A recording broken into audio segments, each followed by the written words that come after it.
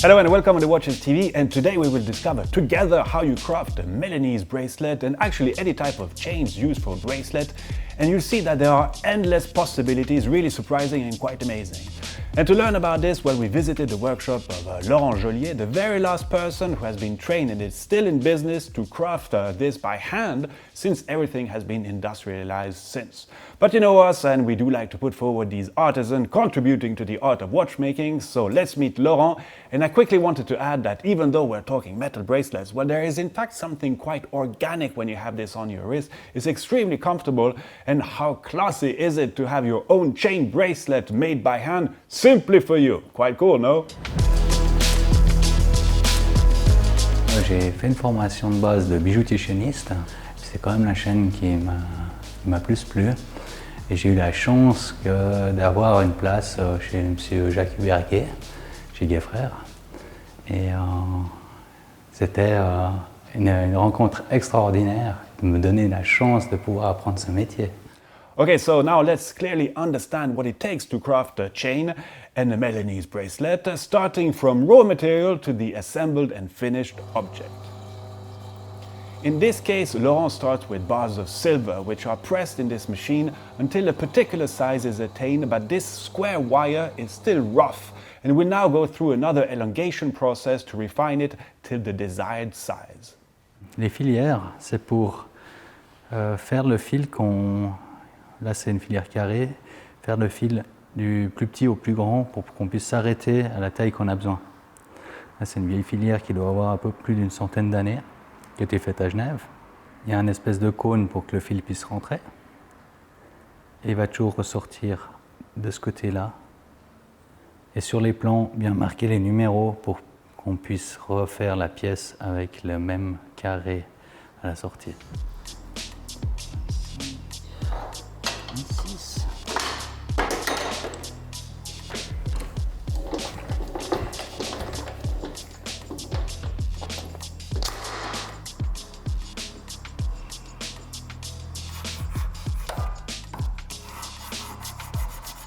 The square wire is then filed to sharpen its edges, properly measured, and it is now ready to be used to create the links of your chain.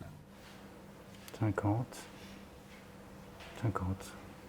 Voilà, le principe de base de la chaîne, c'est d'être régulier à long terme, vu qu'on ne va pas travailler une journée sur une pièce. Donc il y a des jours où on est plus ou moins différent.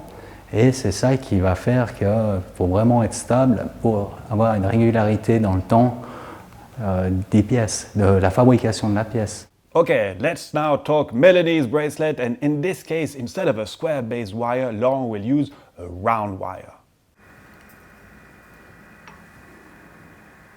Il suffit de serrer un peu plus le fil des spires. Si j'appuie un peu plus parce que je suis plus nerveux ou je lâche un peu plus, j'aurai des spires qui vont varier de 1/10. 1/10, c'est rien. Mais sur les 100 spires qu'on va monter, c'est énorme. Le tout, c'est d'avoir la régularité dans le serrage des doigts pour qu'on ait le plus régulier possible, pour pas qu'on soit embêté au montage. Parce que moins c'est régulier, moins ça se monte.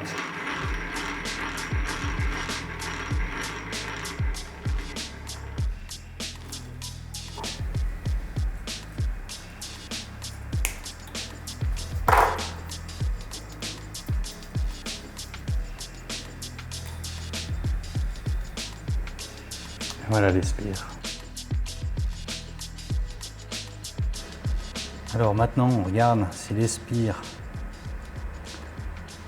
vont correctement l'une dans l'autre, sans devoir forcer, parce que autrement on va tout déformer. On coupe à la bonne longueur.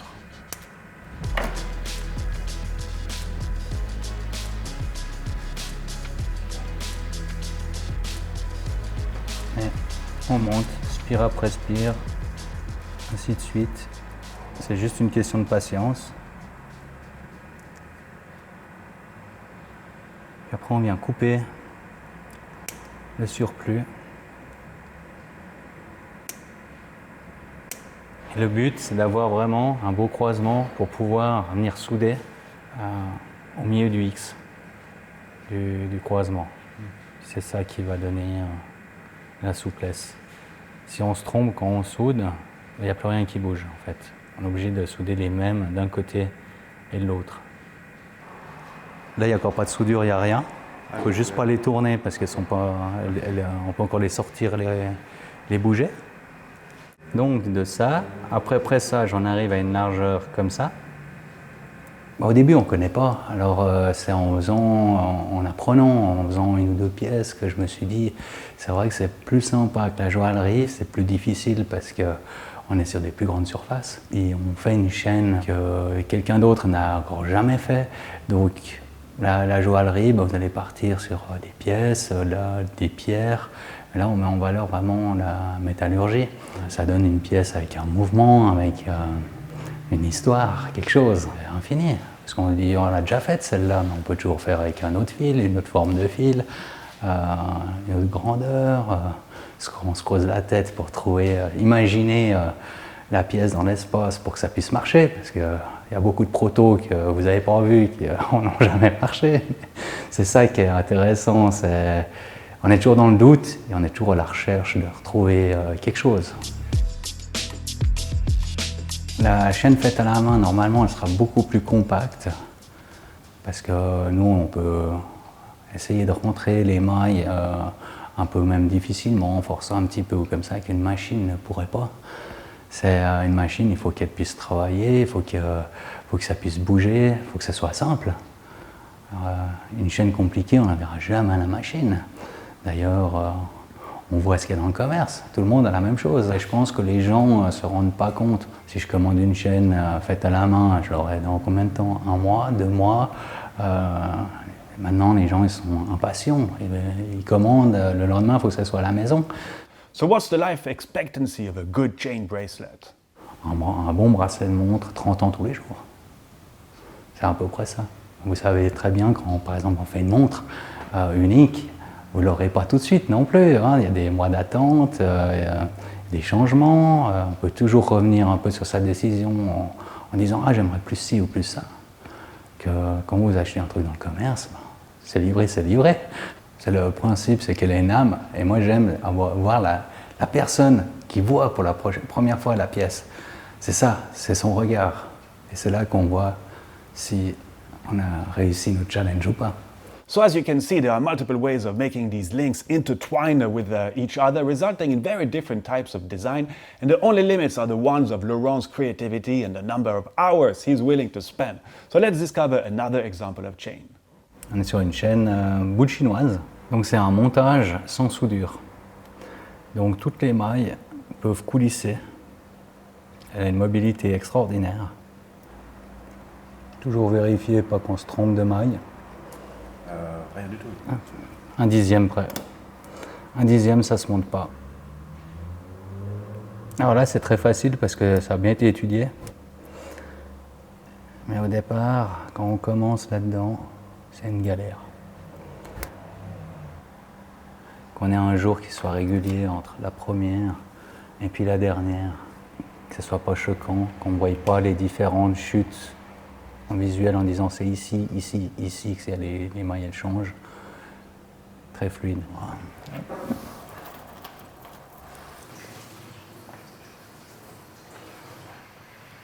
Je suis le dernier à faire autant de chaînes.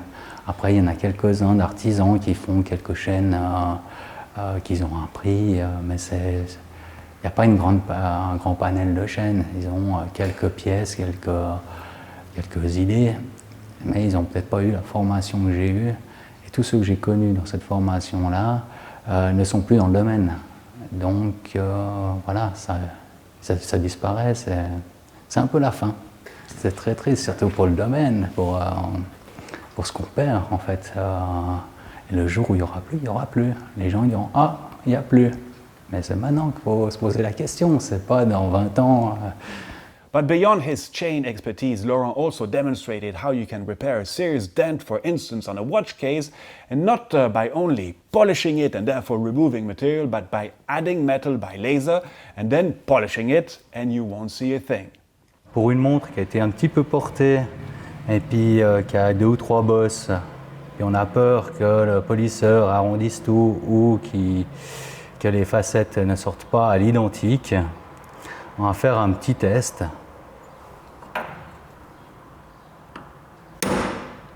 Aïe! Donc on a cassé l'angle. Et là, je vais vous charger la pièce au laser et faire une reprise pour qu'elle soit comme d'origine.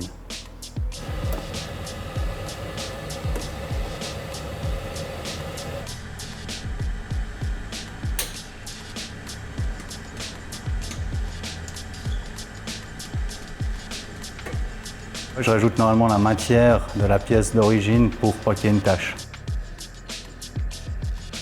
Laurent has all types of metals available to him to perform these kind of repairs depending on the case's material. J'ai toutes les couleurs, tous les styles possibles, imaginables d'or. Donc là on a un or gris 16%, là on a un or gris 15% de palladium, là on est en platine 950.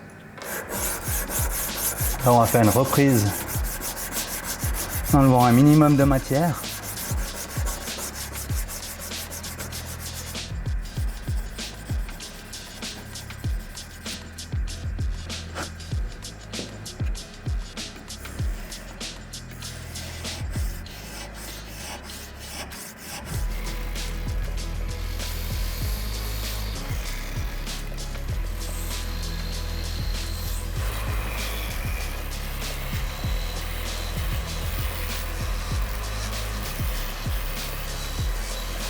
On voit bien là les plats d'origine qui est retrouvé de ce côté-là, sans avoir arrondi la pièce.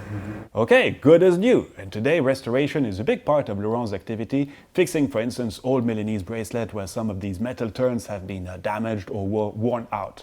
But coming back on his training, Laurent has been trained as a jeweler, and as he explained, at the time, well, this chain-making craftsmanship was included in the overall training. But today there is a real challenge since there's no proper training for this craft, and Laurent is therefore really worried that we will lose these skills, and he's trying his best to put it back on the menu.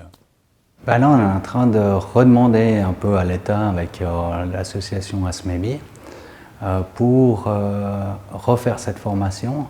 Une formation de peut-être 2 ans, mais après, est-ce que ce sera possible de le faire? Est-ce que ce ne sera pas possible? En tout cas, on est sur le coup, et s'il n'y a pas d'engouement, ça ne servira à rien. Parce que quelqu'un qui va apprendre ce métier, il faut vraiment qu'il ait du travail derrière, et puis qu'il puisse en vivre, et puis qu'il puisse se lâcher un peu là-dedans. Donc j'aimerais bien relancer cette formation. Mais après, il faut que j'ai les partenaires un peu qui vont m'amener à pouvoir le faire. Tout seul, c'est juste impossible. Ce ne sera jamais la formation que j'ai eue complète, mais au moins, il y aurait une sacrée base pour pouvoir apprendre après sur le tas le reste, en fait. Ce serait joli. So yes, quite a challenge ahead, but as Laurent said, having people trained is one thing, but having customer brands using these craft in their new creation, well, that's another thing. And obviously, I greatly wish that brands will indeed reuse this know-how on some high-end pieces. And for individuals, why not ask to have one made specifically made for you? I mean, there's a really nice piece of bespoke craftsmanship done just for your loved timepiece.